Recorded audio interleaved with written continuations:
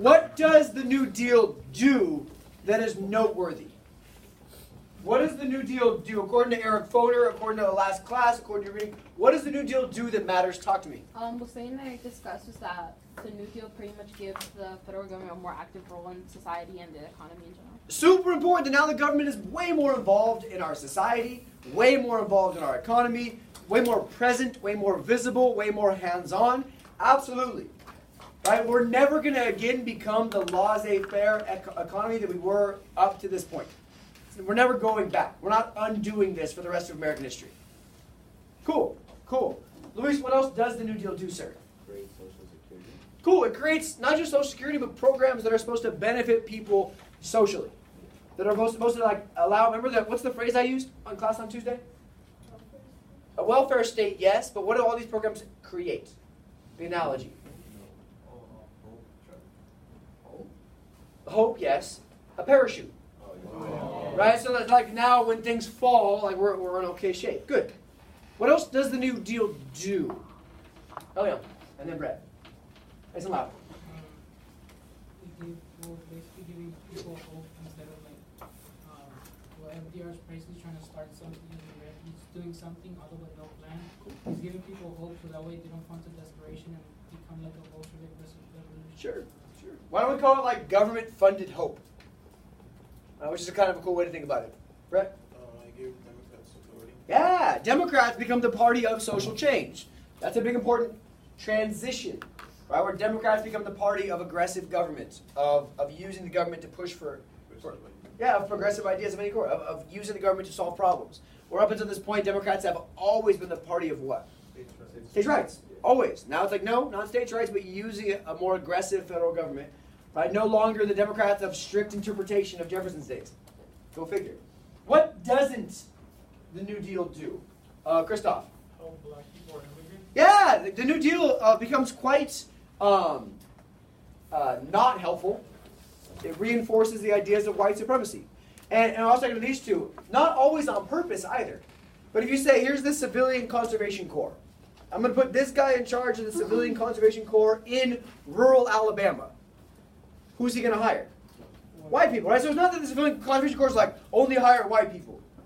But by letting like local areas control how the agency is going to be implemented, you allow for these segregationist attitudes to become more ingrained. So give a hand up. Talk to me. It didn't end the Great Depression. It doesn't end the Great Depression. That's very important. It does not promote racial equality. It does not promote gender equality. It does not end the Great Depression. You guys missed one really important thing that it does do, though, and I talked about it in class on Tuesday. What does it try to promote in terms of groupings? Because it will be in your DBQ today. Labor, yeah. For the first time, they're trying to support equality of labor versus management. What's the act called? So, I know, Tuesday's a long time ago. Oh, no. The act that gives labor unions the right to organize, the right to negotiate. Wagner Oh, yeah. I heard it. Wagner Act. Attaboy. Good, good, good. So it's just important that we identify that the New Deal is a huge turning point, but doesn't solve all of our problems. Today we'll talk about some of the critiques and kind of the downfalls of the New Deal, and we'll talk about what's happening foreign policy-wise as we turn our attention away from the New Deal and maybe a little bit towards World War II. Here's a cartoon. Take a minute with your partner. What is this cartoon trying to get at in terms of what the New Deal does and maybe what the New Deal doesn't do? Take a minute, talk about it, and then we'll get cracking. Go. You remember Go. me correctly? So that I don't is man. That is enough. That man is big R. So I think you don't with the New Deal, you have to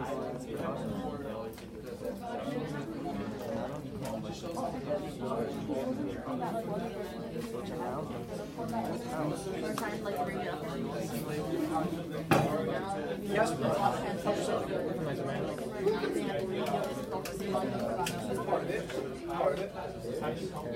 Who is the forgotten man, though? Sure. Who isn't the forgotten man? Who isn't?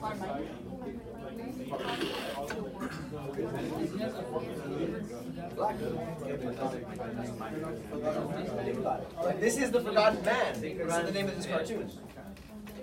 You remember me. We didn't remember it. All right. That's a good point. So, what perspective does this offer? What point of view does this give us about the New Deal? Rubia, thank you. What I was just going to explain is that I'm not sure which homework time or which reading, but it mentioned You've how. done so many of them. Of course. Yeah, go ahead. Of course. But how while he was running for president, I think he was advocating for the forgotten man and trying to like bring more awareness to them. But now that the New Deal is up, people are thinking you're not focusing on the actual forgotten man. You're just focusing on the white people. Oh, okay. So it's kind of like you're not really focusing on the true minority of society. Oh, but why would we? Right? This is America in the of course. 1930s. We just came out of the new era of the Klan, the National Origins Act of 1924. Like, if anything, like we've more than forgotten that era of man. Good job, Chavez. Talk about this cartoon. What perspective is this trying to give us? That FDR is appealing to most. Sure. Because usually the policies that benefit the really rich or the really poor. And Okay. the middle class are just like. Sure. Go ahead. Could you say there's finally a stability between government and labors? Good. That for the first time that the government's offering some policies that are going to benefit the everyday kind of person. But again, to this point, who is the forgotten man in America? The white dude. Right? And it's an important perspective that builds off of what Boner had to say, that it's the forgotten man that FDR is looking out for is really just the white laboring class. And there's these other huge chunks of American society that are getting no advantage whatsoever from the New Deal, and instead will have to use events like World War II to advocate for their change. We don't see a lot of progress for black Americans in the Great Depression and New Deal. We see a lot of progress for black Americans during World War II. Go figure. We don't see a lot of progress for women in America in the workforce in the Great Depression and New Deal. We see a lot of progress for women during the New Deal, during World War II, excuse me. So what's going to happen after this is these real forgotten groups, African American workers, women workers, to a smaller extent Mexican American workers, it's those groups will be addressed later, but FDR's forgotten man is the white working class. So your prompt is here. Luis, nice and loud for us, sir. Evaluate the extent to which the New Deal effectively solved the problem presented by the Great Depression. What do you guys think? How much does the New Deal effectively solve the problems of the Great Depression? Small extent, moderate extent, large extent? What do you guys think? Moderate. I would say at least moderate. Does it end the Great Depression? No. But let's think about like reforming of the banking industry. Unemployment, social security. So like a lot of the structural problems are addressed. But we'll see. Your outline is here. We'll look at some reactions to the New Deal. Was it too much? Was it not enough? We'll discuss, this is very important, this idea of court packing and credibility. I know there was some confusion on this from the homework, and I told you I'll get to you on Thursday. Now it's Thursday. We'll talk about when the New Deal ends and the legacy of the New Deal, and then we'll end real quick with American isolationism in a volatile world. So as the rest of the world falls into World War II, what the U.S. tries to do to remain neutral. Right? Much like in World War I, our attempts to remain neutral will not work, and will eventually be dragged in, honestly, with some pretty similar circumstances. So looking at, there's so many programs. The ones that I'd ask you to really, really know, and to internalize why they matter are on the board. Right? You have to know Social Security. What does Social Security do? Who am I going to pick on? Johnny, what does Social Security do? Didn't it provide for them like those retired? Good. Money for old people. Why is that important? Because they didn't help them, they would suffer the cost of poverty since they're not working anymore, they wouldn't have any income. Okay, no income when they stop working? Sure. What else does that do, Kat? Social Security wise, pretty important. What does it do structurally speaking?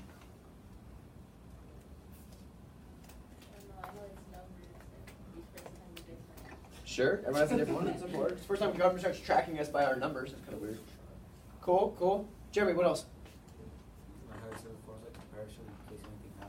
Okay, it's a parachute in case anything happens. Builds trust. It builds trust. Yeah, I agree. What else? It increases government presence in the lives of many. Absolutely, it significantly increases government presence in the lives of many. What does it allow old people to do? Retire. Guess if you retire, what are you no longer doing? Working. And now what? Now we can hire other people. So it allows the people that are older to remove themselves from the work class instead of working until they die, literally. And now it opens other jobs for younger people. So how about now? How about now? Now, when the minute you start working, whether you are 16, 17, 18, 19, 20, the minute you start working, you start paying into Social Security.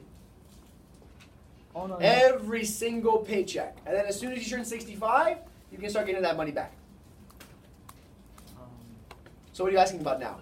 Like, how a lot more older people are working? You don't need, because Social Security is not supposed to be like your retirement. It's supposed to be like a supplement. So you should also save money on your own, 401k, retirement accounts, and then Social Security adds as a supplement.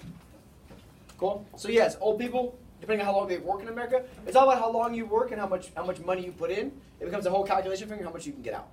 Cool? The Works Progress Administration, we talked about in class a lot. You guys saw some video of it on Tuesday. What does the Works Progress Administration do, Caesar?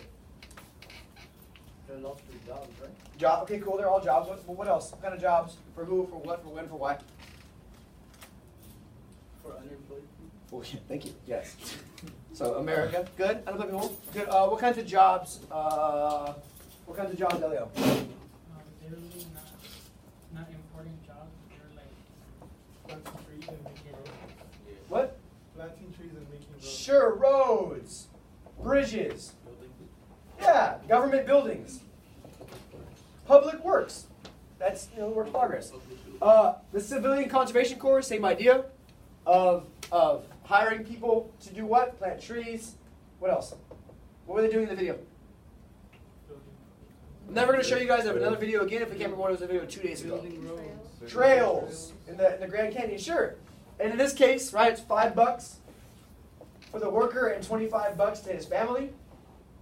So you're trying to solve a bunch of problems at once. All right, the Tennessee Valley Authority we talked about, of building dams and selling electricity. And then also super important, the Securities and Exchange Commission to regulate the stock market so we don't end ourselves back in a super inflated buying on margin stock situation. And then the last two are probably the most important for today's conversation. The Agricultural Adjustment Act and the National Industrial Recovery Act and the National Recovery Administration. Why would I have these two as super important for today's conversation?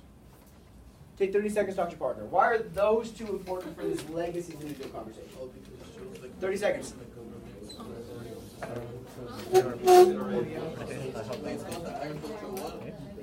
Adjustment Act. Is that the one where they tried to regulate Yes. Yes.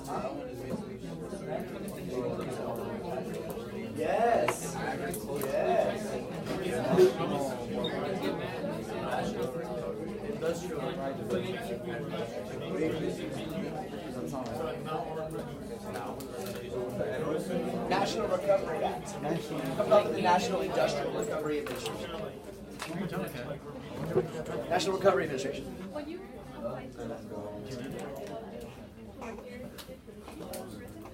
You know what it says, right? All right, I'm teaching. What do both of these acts have in common, and therefore what might they have to do with today's conversation? I heard it from Christoph. Talk to me. One word. Involvement? That's on every program. Different word. Overproduction. Oh, that one. Oh, that word.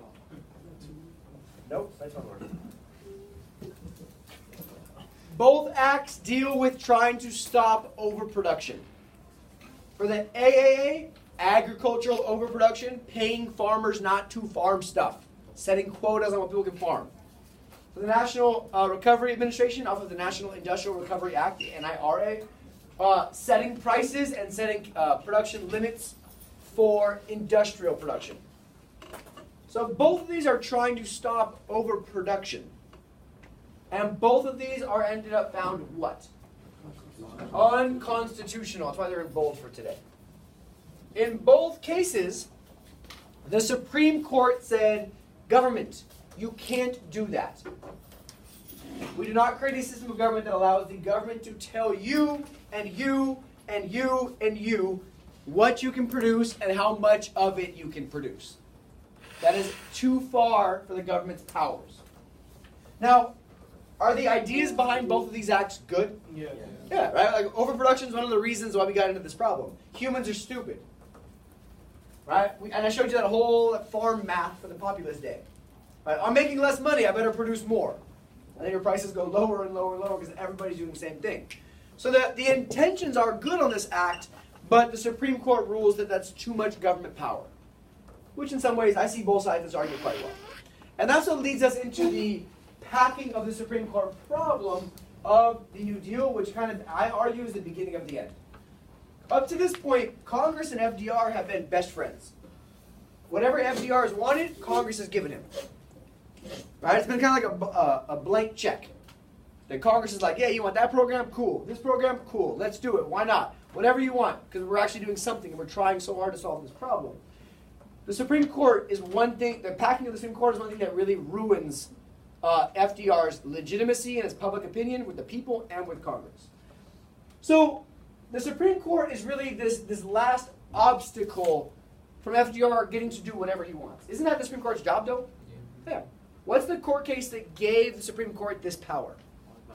Marbury-Madison. Good. Right? This idea of judicial review, of the court reviewing judicially presidential and congressional actions to ensure what they're doing is constitutional. Right? Way back in 1803 in Marshall Court. So long story short, as I just talked to you guys about, the court rules the NRA and the AAA are both unconstitutional. Too much power in the president's hands, too much power in Congress's hands. We've gone too far. We've gone too far. Now, at this point, and the court cases are pretty important, I would argue. Schechter versus the U.S. is what rules the NRA is unconstitutional. U.S. versus Butler is what rules the AAA are unconstitutional.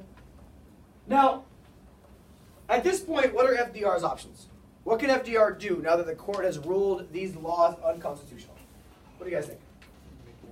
Make different laws? Okay, cool. What else could FDR do? What do you guys think? What are some solutions? Is there a solution? Is there a way to get around the Supreme Court? Get a new justice. How long do Supreme Court justices serve? Until they die or retire. So, I mean, option one, FDR could kill one of them. Exactly. He tries to. So, he keeps losing these cases. There's 9 justices. He keeps losing 5-4. 5-4. 5-4. So, solution 1, kill the Supreme Court justice. I'm just kidding. It's not really a solution. I mean, maybe you never know.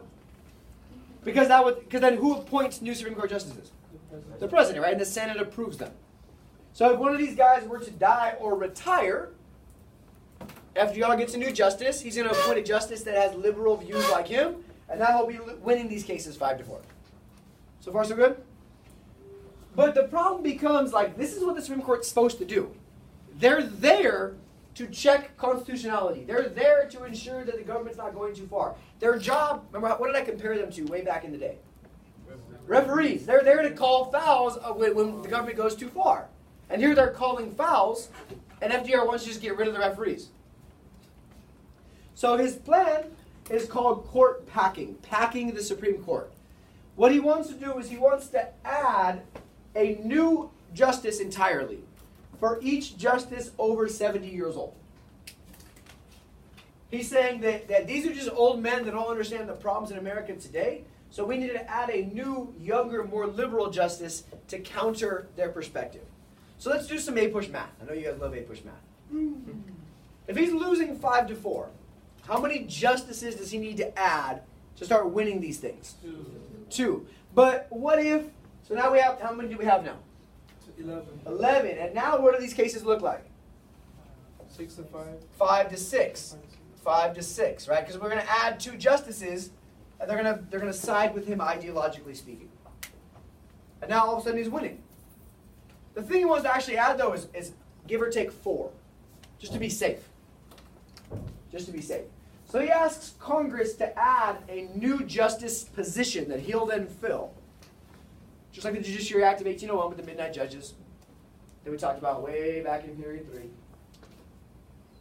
This controversial court-packing plan eventually would add 6 new justices. So we're going to make our Supreme Court 15 people. And all 6 of those justices would have what ideology? Yeah, a liberal, like FDR ideology. So now, instead of just adding 2, he wants to add 6, make it 15, and now we're talking about winning cases 10 to 5, 10 to 5, 10 to 5.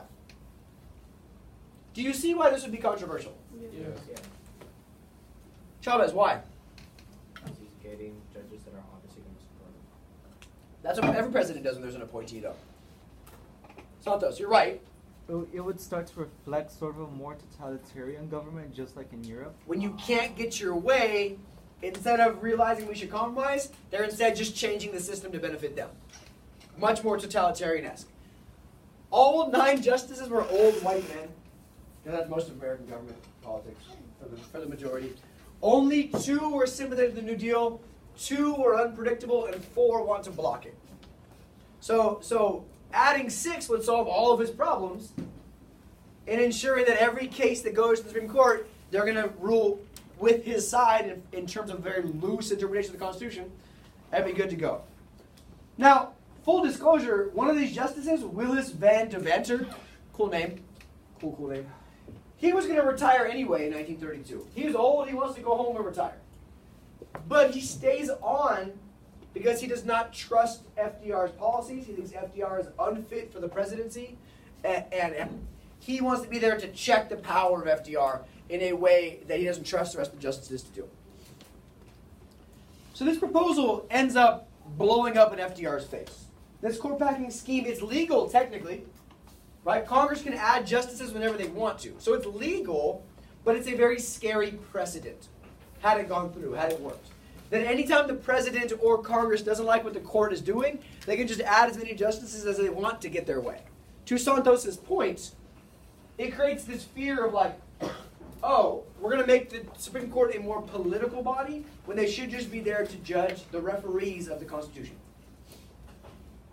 The Senate strongly resists this. The Senate really stands up against FDR here. And the court itself speaks out against this idea. They start calling this ageism. You just hate us because we're old. You're discriminating against old people. Story of my life. The crisis ends when the court declares the Wagner Act constitutional for labor unions, the Social Security Act constitutional, and this Judge Van Deventer gets pissed off and resigns anyway. And now FDR has his chance to appoint a new Supreme Court justice.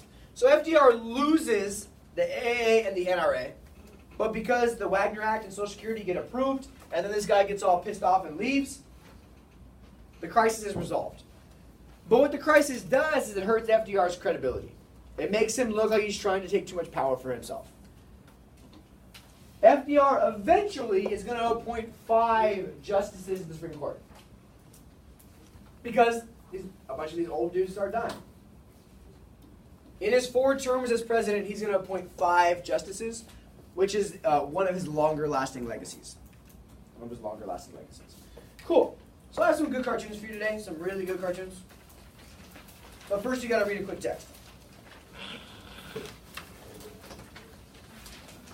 First you got to read a quick text. So turn your page, please. I have 2 views on Roosevelt's court packing idea. Harold Ickes is going to defend Roosevelt, and Dorothy Thompson, both of which are just commentators in the public sphere, she's going to attack what he's trying to do with the Supreme Court. All right, so dealing with the court packing scheme specifically. So I'm going to give you 5, please, to read them both side by side and identify how are both of them using the way the government is structured as justification or a critique of Roosevelt's actions. I'll let you guys talk about it in your partners afterwards. But take 5 to read both and respond pretty analytically if you guys could. 5 minutes, go for it.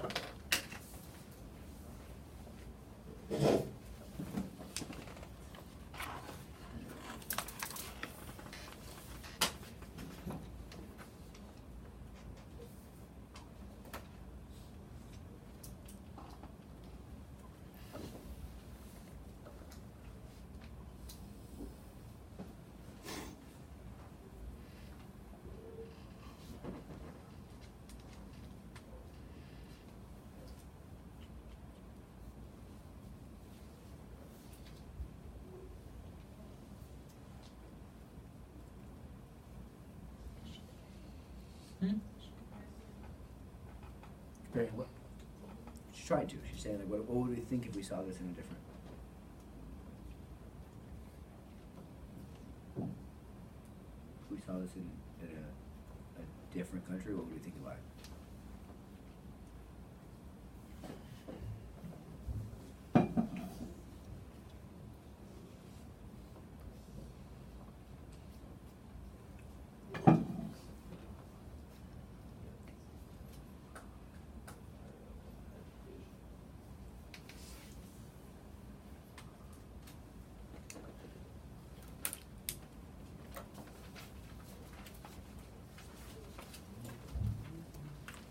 About 3.5 or so minutes left.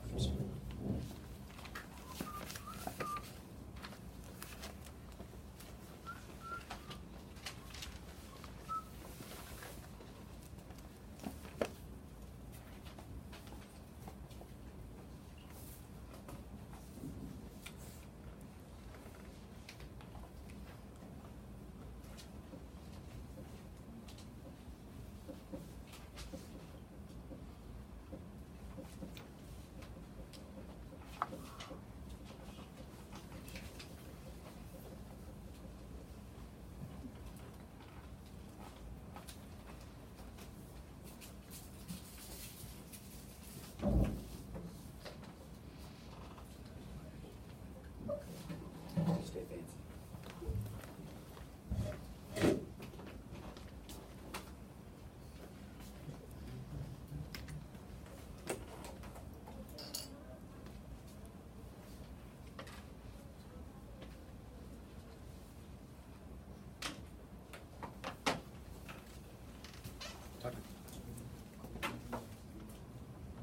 Yeah.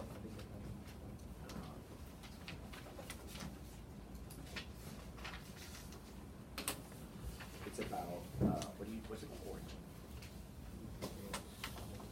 To isolate and hold and contain. Yeah. So you're saying that there's evil in Europe. We should do whatever we can to quarantine it. It's kind of like compare. Yeah. Anywhere it is in Europe. The comparison is like the Republican ideology on slavery in 1860. We're gonna not. It's evil. We know it's evil. We're gonna just not let it spread, and then we'll be all good to go. But evil likes to spread.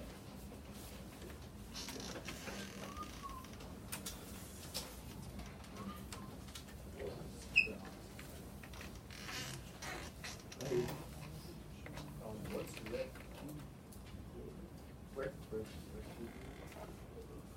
To go against.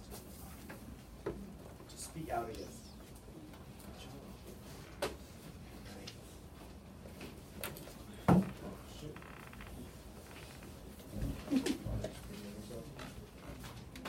I need a minute for a good response. How do both of them argue either in support or against FDR using the structure of government as their justification?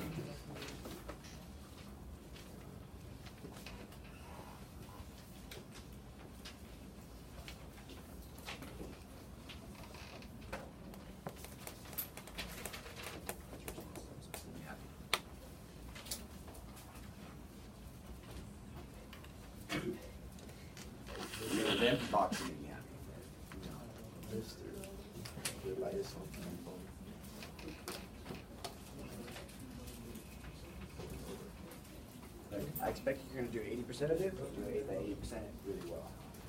Other people do 100% of it and do it all 80%. So, you know.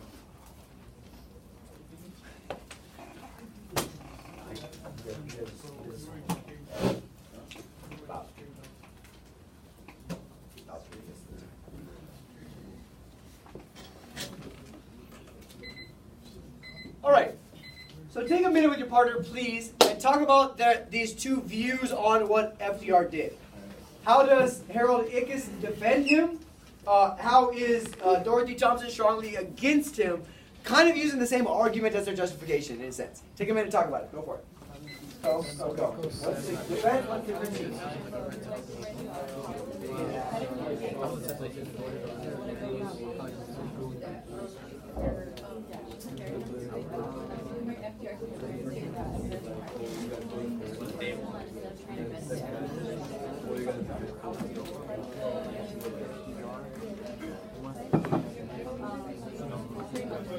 second one just says that he doesn't care. Because And it's what I'm tax. seeing is that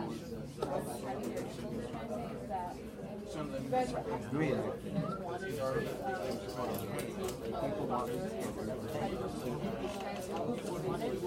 now that he's trying to do that, you guys are kind of They are saying that trying to give you guys what you want. what he's doing is what he wants the American people. The biggest thing is legit though.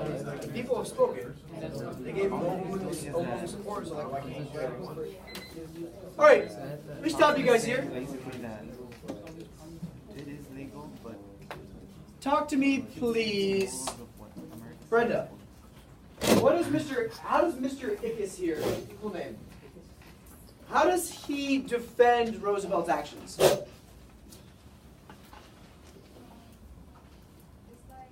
you both side around like government and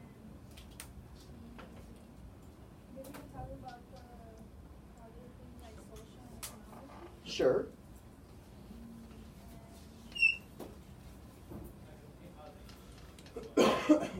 Kat, help her out, jump in. He's basically saying that he's given his power so he can use it to do better things. Agreed, absolutely agreed. John, your hand popped up, talk to me. So what I got real was that it's saying that it's good, like in a way that he's using the power because the people voted for him, and it's saying that it'll be bad if he doesn't like fulfill his promise of helping them out of like the depression. So Thank you. The people have spoken. The people have spoken on behalf of Roosevelt, and therefore we should let him do whatever he wants. Is that true? Well, you guys saw the election map in 1936. He won every state except like 2. Have the people spoken? Yes. Are they strong in favor of Roosevelt? Yes. What's the problem with that line of thinking?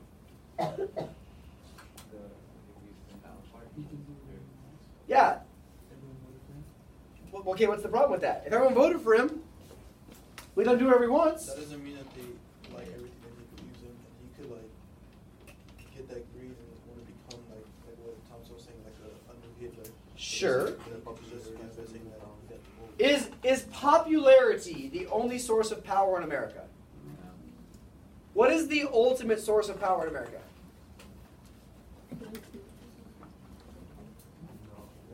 Where does ultimate power come from in the United States political system? Not the people. No, not gonna. It's the Constitution. So, like, yeah, Harold Ickes is right. America did vote overwhelmingly in favor of Roosevelt. But that does not mean that popular sovereignty, that public opinion outweighs the authority of the Constitution. Because that is how you end up with a Hitler situation. Just because the people like whatever policy doesn't mean we can just do it. To that end, what is the other perspective from Dorothy Thompson? Why is she opposed to what Roosevelt's doing? Kat, your hand popped up to talk to us. Giving him too much power is going to end up in a one-man government. Good. Good. Like if we let him, if Congress is already in line behind him to do whatever the hell he wants, and he's allowed to then do with the Supreme Court to do whatever he wants, then in a sense we have a one-man government. It's reasonable. It's reasonable. Now I have some good cartoons to let you guys get after it. Get yourselves perked up a little bit. I have 4 of them. We'll see how many we actually do. That'll depend on you guys and your perspectives. So, I lied. 3? No, I got 4. Let's go. Here's your first one. Take, what's up? Take 30 seconds on your own, please, to respond on your own. What is the point of view of this cartoon regarding FDR and the New Deal? 30 seconds. And then I'll let you share your response with your partner. 30 seconds.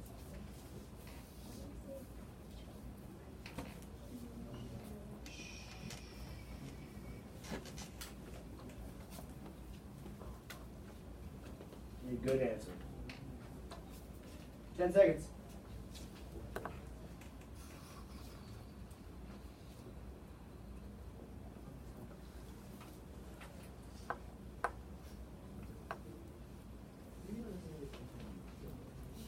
We don't necessarily answer that's too broad. They're more specific. This is more specific. Answer what? 5 seconds. All right, go ahead and jump into it with your partner. What is this cartoon's point of view? Share your response, get after it, and come to a conclusion in which you identify what this cartoon is saying about FDR's role as president. 1 minute, chat it out for it. Go. Go. Go. Your partner. Alright, so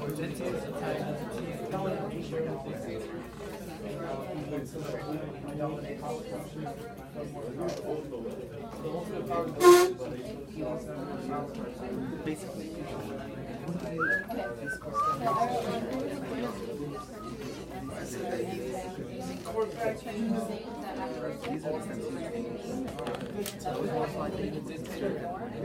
You're there. And he's meant to bounce to all the things because he has all the power. Or he has a lot of power. Supreme Court and everybody's like. Left-handed. All right, let me stop you guys here. Let me hear from somebody I have not heard from yet. Ashley, speak to us. What is this cartoon getting at in terms of its views on FDR?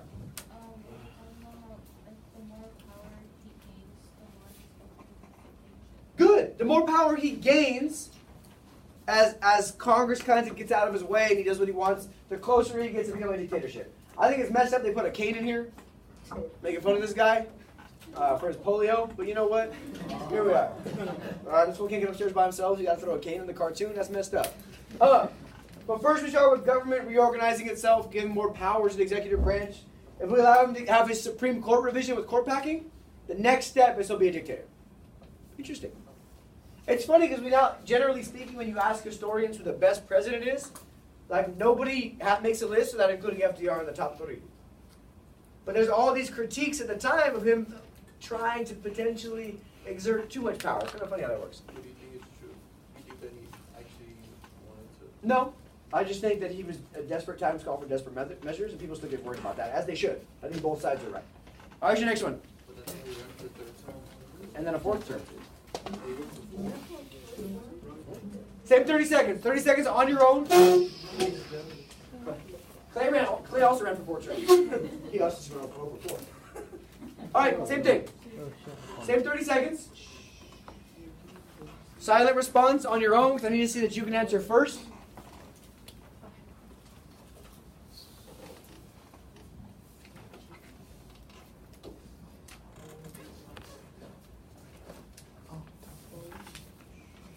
Get in line.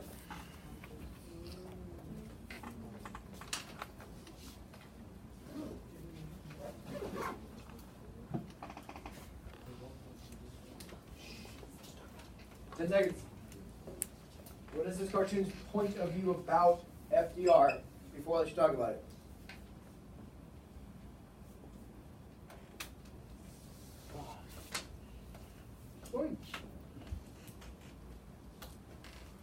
Good, I like that.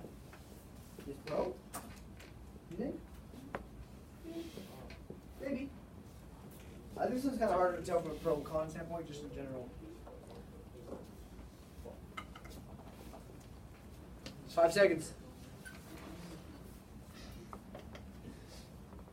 All right, good job, good job, good job. I think this one can lead to a little more discussion about whether it's pro or anti-FDR. I think it's open to interpretation. But take a minute to talk about your partner. What perspective about the New Deal is this lending ourselves? Go for it. Go for it, go for it. Where does this get us?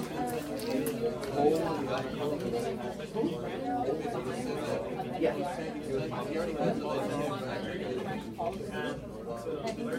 Which guy?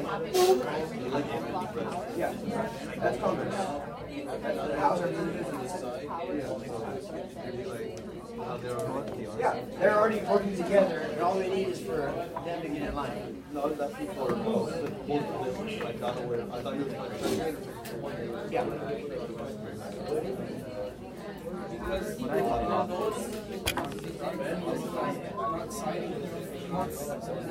Like shutting him up. He's trying to 10 seconds. It is kind of For this one, it's hard to tell if you're anti or pro. I agree. 1 second. All right.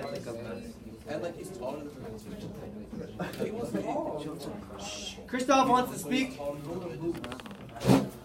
Wrong Roosevelt. Wrong Roosevelt. Teddy. Noah's back. Oh, Noah's back. Never mind, my bad, my bad. Noah just said he wrote a moose. That was only 30 years ago. That was 30 years ago. That was I know FDR had 4 terms, not 14 terms.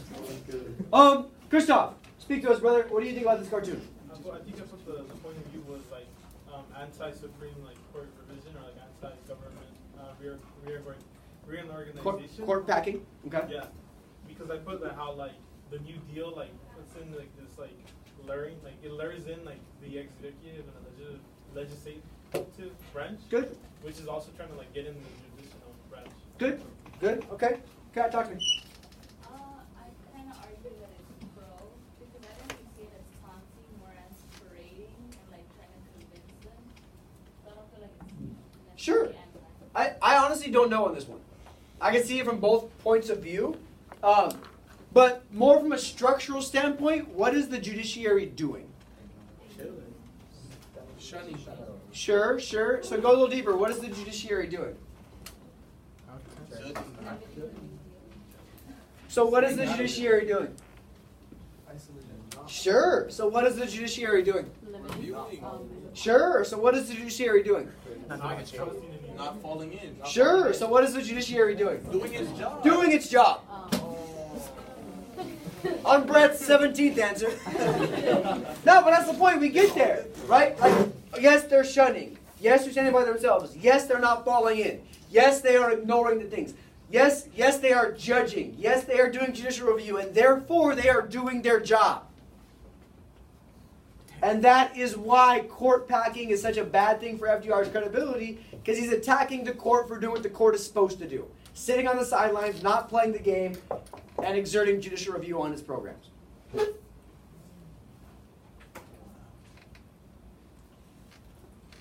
Deep. I like the next one. The next one should look familiar to you guys from a stylistic standpoint. Same 30 seconds, all by yourself, please. 30 seconds, all by yourself. 30 seconds, all by yourself. I know you guys get excited.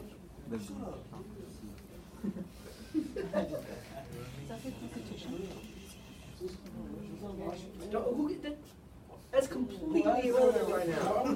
You know what's a better question is who likes Kelly Oubre? Right? That's a good question.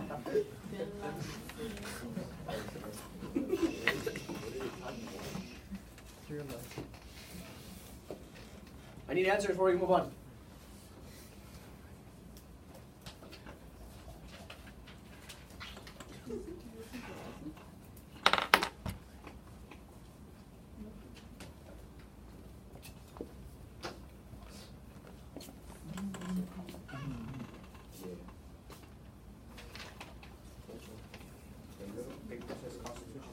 Yep. No, it says justices. All right. Take a minute, talk to your partner. This is probably my favorite of the day. Does it look familiar to you guys? Yeah. What does it look like? Teaching. Kind of. No, it reminds me of the one where they're like all of them are they're inside Like the court. Chinese, Like, boxes. It's Dr. Seuss. what? Take a minute, talk about it. Take a minute, talk about it. I have a neighbor. Take a minute, talk about it. Wait, what? Take a minute, talk about it. The art looks just like Dr. Seuss. No, it doesn't. Yeah, it does. It's like early Dr. Seuss.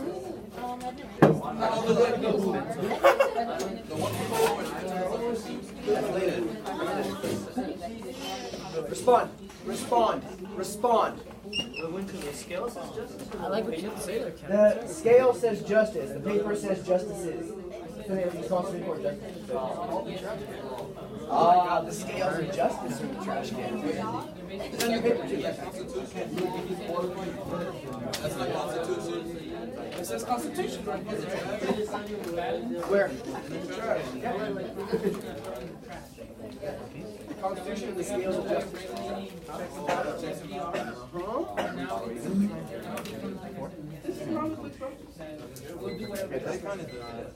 All right.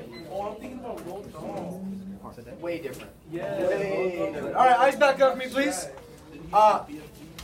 This is a good, deep cartoon. Slane, take a shot at it, kid. Well, Well, Ruby and I were talking about how we both think it's anti-nuclear and anti-FDR because I told her that it looks like he's throwing away like the Constitution and how it looks like he's having control over all the Supreme Court justice. What is the only test of the Supreme Court justice according to this cartoonist about FDR? Can they say yes? Do they agree with him? And in the trash is the Constitution, and also, Josue, what else is in the trash? The idea of checks and balances. Yeah, the scales of justice, of fairness in America, of using this check and balance of the Supreme Court to ensure things are fair, are just, are constitutional. And remember FDR, the qualifying test is, all right, now once more all together, yes. And yes, it looks very much like Dr. Seuss. We'll see a lot of other Dr. Seuss stuff going forward. The end of class today, you're reading this weekend, and then next week for World War II. Because he's first famous for being a political cartoonist. Go figure. All right, last one. Turn your page over. I need you to really answer this one on your own. I'm going to give you a minute on it. I'm going to give you a minute. What is this cartoon expressing about the relationship between FDR and the other branches of government? 1 minute. Go for it.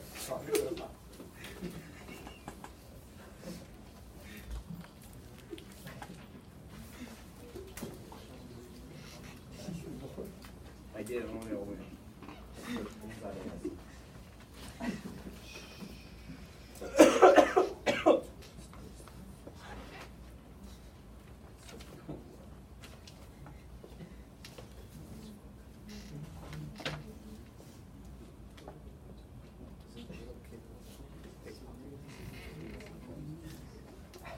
Respond, guys. Until I see words in your paper, I'm on your conversation. As much as we can get out of this.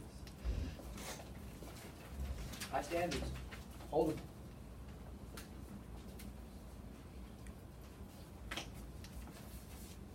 Good. Good. That's an important one. I like it a lot. Good. Here, girl. Good work. I see you. All right. I see good responses, but talk about it. What point of view is this cartoon taking about the relationship between Congress, FDR, and then in theory also the Supreme Court as well? 1 minute. Talk about it. Go for it. I can talk about it.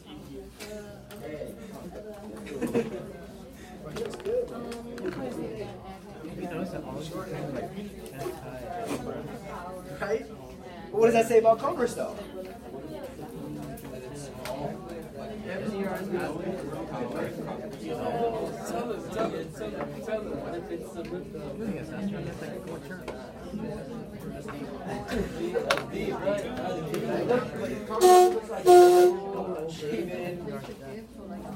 Congress is literally just asked. 20 seconds. Yep, the size matters.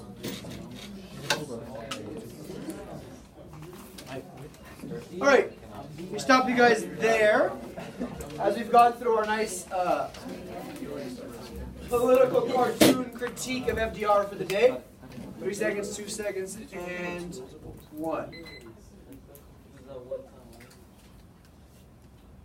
Generate.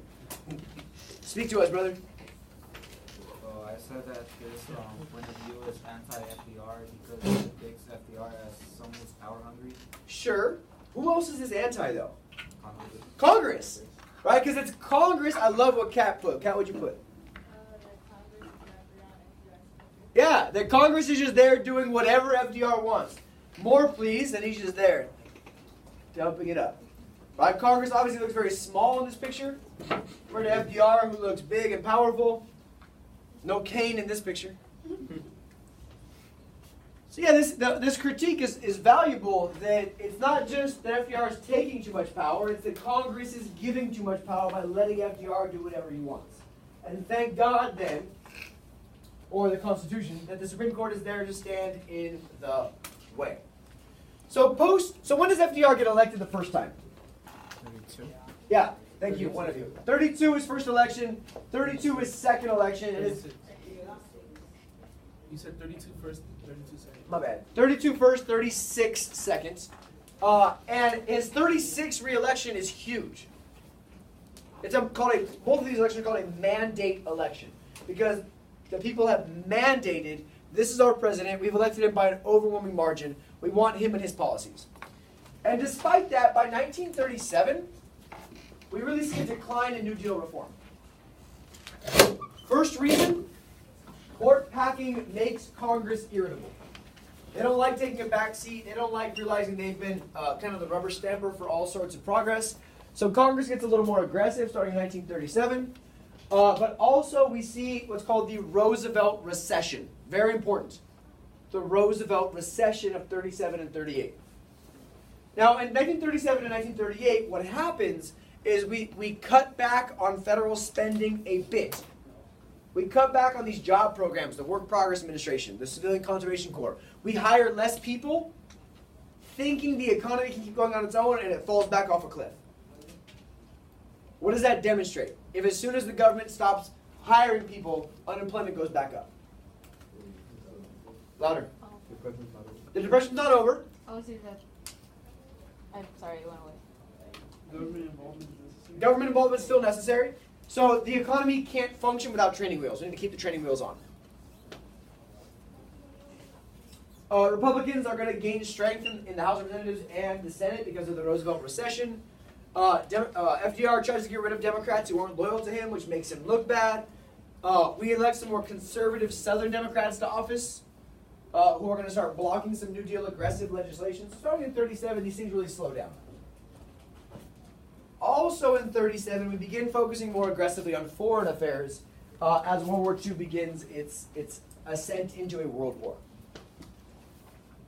And of course, I'm not going to tell you these things without showing you data to prove it. Check me out.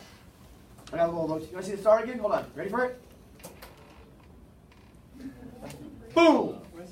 Why not? Green is for money. Jobs are for money. This is about jobs and green. So check out our unemployment. Unemployment skyrockets post stock market crash. But you guys know that already. FDR takes office, and unemployment steadily declines. Good thing or bad thing? Good. Yeah, check him out. 1936, he's re-elected. We're in good shape. It's going down. The second New Deal, our new programs are coming in. And the minute we stop, the government stops hiring people so aggressively, unemployment jumps back up. This needs to prove to you with data that the New Deal is not ending the Great Depression. That as soon as the government takes the training wheels off the bike, what does the bike do? It falls back over. So if the training wheels need to stay on the economy is not fixed. Unemployment goes back up, and beginning in 1938, unemployment goes all the way back down to actually less than it was in the 1920s. But what begins in 1938? World War II. So it's this transition to a war economy, like we did in World War I, where the U.S. is funding everything, supplying everything, sending resources. It's that war industrial economy that actually ends the unemployment problems, not the Great Depression. I'm going to save that cartoon for later because it might or might not be under DBQ. So in 1936, I told you, FDR backs off of these government-funded job programs and unemployment goes right back up. The New Deal did not do enough to stimulate the economy to function on its own.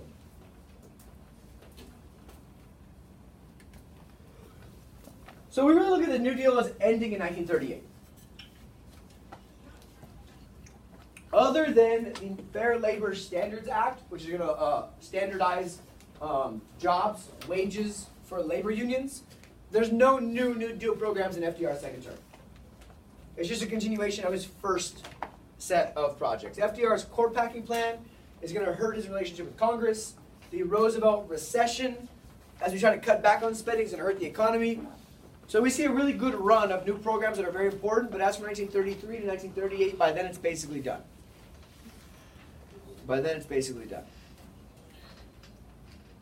The Roosevelt Recession I referenced already. As we cut back spending and unemployment goes up. Important piece of legislation passed in 1939 in response to FDR's attempts to influence Congress and influence Supreme Court is the Hatch Act. It's not necessarily a Bush important, but it's life important. And it's that government officials can't use their position in government to lobby and to try to convince people to vote a specific way with the party or not with the party, as we're worried about FDR trying really hard to influence things like the Supreme Court. But really, the big thing that ends the New Deal is this focus on what's happening in Europe and in Asia. We're worried about international concerns. We're worried about the fact that Germany is rearmed, that Italy has rearmed, that Japan is getting more aggressive in the Pacific and with China. And we're going to start focusing our attention not on social progress and change in the environment and conservation, and instead focus on military spending. And that's what finally gets us out of the Great Depression.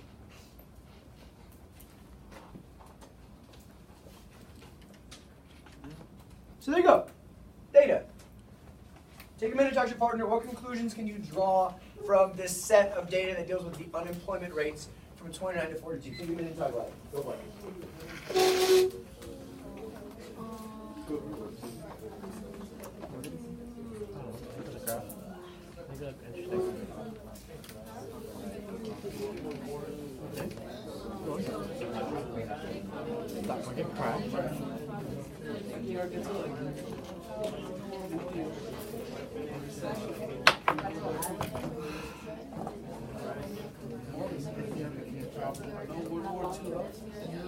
Yeah, it's going to decline unemployment. Are we still in the recession?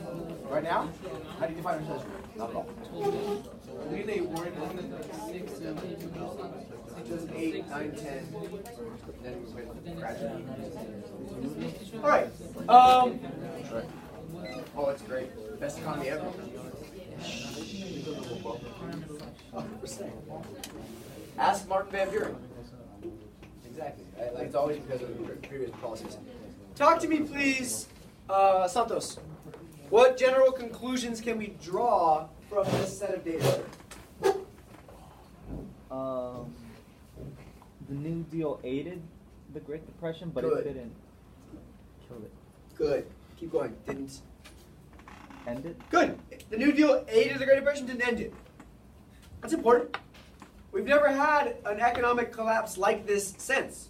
So long term, a lot of the reforms are very helpful. The only good comparison is 2008, when we got rid of a lot of the regulations and reforms on banking, and they go back to the same thing they did, lending out too much money, and we have the housing crisis and the Great Recession of 2008. So these reforms matter because they're going to fix our system for a long time, even if, to Santos' point, it took a bigger event to actually end the Great Depression. So from a legacy standpoint, there's a couple things that are worth noting. So first thing, the government really starts working on using the government for rehabilitation. Rehabilitating the physical part of the country, or investing in conservation with the Civilian Conservation Corps, Tennessee Valley Authority, the Agricultural Adjustment Act to stop overproduction. But also rehabilitating our people as humans. The dignity of work. Of putting people to work just because it matters to work.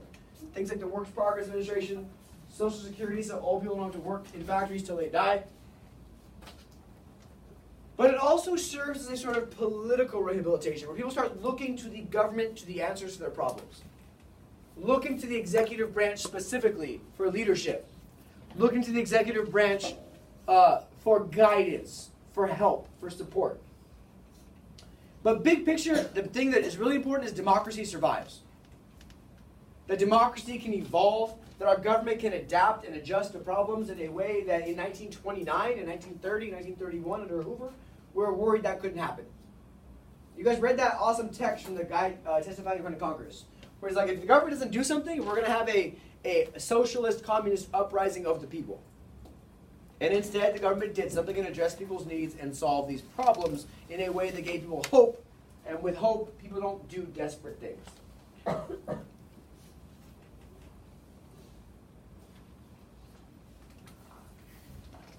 Again, here is our unemployment rate over time. As we see, it's dropping, it's dropping, it's dropping, and it's the war economy that plummeted to a place where it's actually lower than the 1920s. We can also look at this through our gross domestic product, or what we were producing as a country. We drop ourselves to where we're producing basically nothing, the bottom of the Depression when FDR was elected. We're okay by 1936. We start dropping with the Roosevelt Recession, and it skyrockets back up with the war economy. Same with industrial production. Right? It drops, and it's World War II that brings industrial production back to where it was, and then further from the 1920s. So not only do I have words to tell you that it's World War II that ends the Great Depression, but I have numbers as well. Data matters.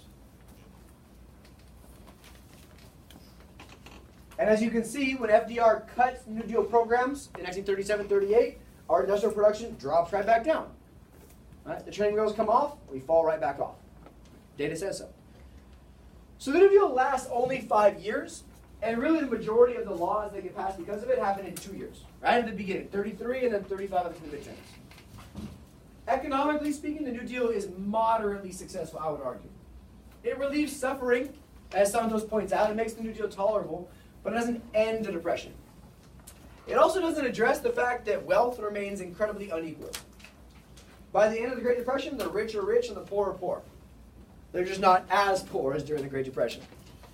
Right? We have that first 100 days we talked about in class on Tuesday, that second 100 days we talked about in class on Tuesday, where everything's happening really quickly as Congress is doing whatever FDR wants. Check this out.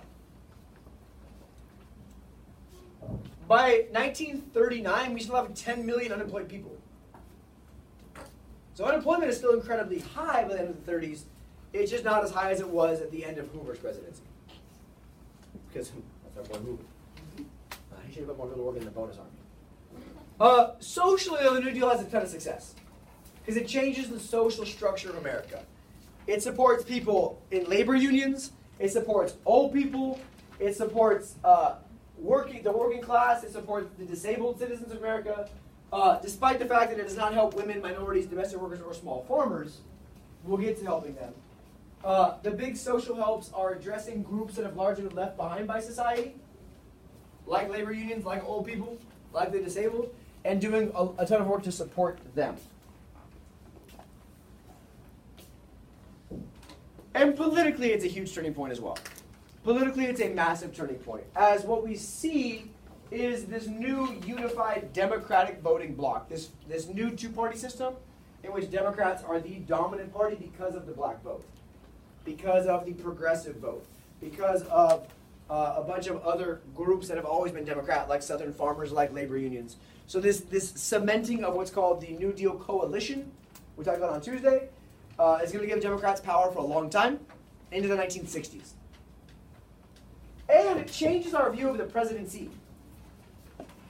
He's the first real president, really since Teddy, but even more so than Teddy, there are different Roosevelts, to the Americans look to for optimism, look to for leadership. All right, that's how we like to see our presidents today, all right, as the face of America, that when things go wrong, we look to them to provide guidance. And FDR really embraces that role, uses radio to communicate with everyday Americans, tell them what's going on, give them hope and optimism. And this psychological lift helps keep America optimistic through the worst time in American history, non-Civil War edition.